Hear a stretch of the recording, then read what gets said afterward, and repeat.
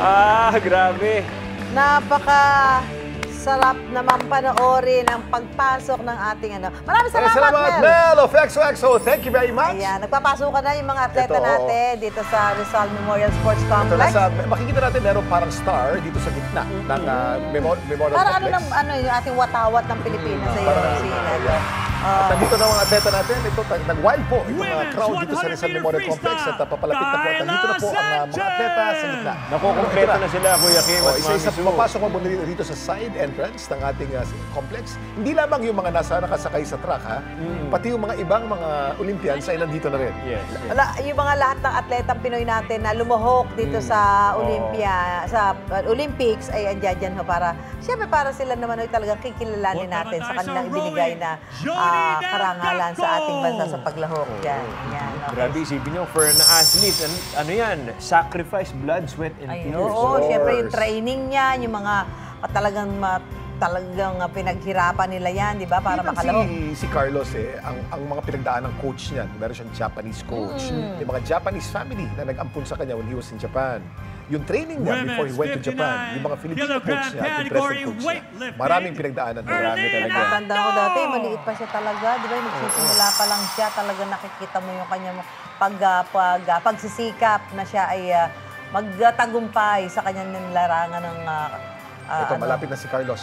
Ayan na, malapit na siya. Si Destinator. Pinapakilala na ho kasi itong ating mga atletang Pinoy. Punta muna sa gitna para ikaw ay kilalanin.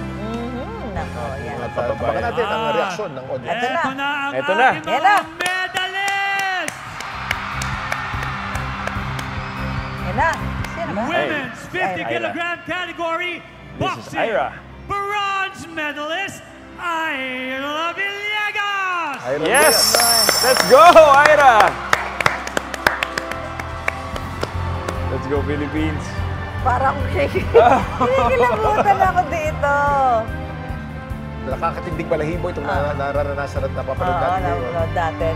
Ito Ito na, susunod na. Historical Bestie. moment. This is the Okay. best performance ever ng Pilipinas sa Olympics. Women's 57 kilogram category boxing, bronze medalist, Nesty Betesio! Nesty Betesio! Nesty!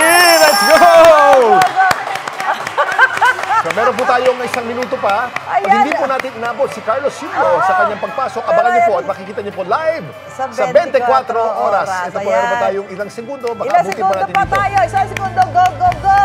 We still have a few seconds. Ayan. Nako, ayan, isang ikot pa. At ayan na. Ayan na, ito na po. Ang susunod na po ay si Carlos Yulo. Let's go! Ito na mga Ito na, abangan niyo po kababayan. ang pagpasok po ni Carlos Yulo Ang sa ating 24 oras. double gold medalist sa men's floor exercise at sa men's vault ng artistic gymnastics, Carlos Adriel Yulo! Ayan, ako. Tutukan po ang latest sa Heroes Welcome sa ating Olympians at iba pang mga balita sa 24 oras. Susunod na at yan ang mga balita, kwento at pampag-good vibes ngayong araw. Magkita-kita ulit tayo bukas, 5:30 ng hapon dito sa GTV. Tandaan, wagi ang may alam, kaya dapat... Alam mo!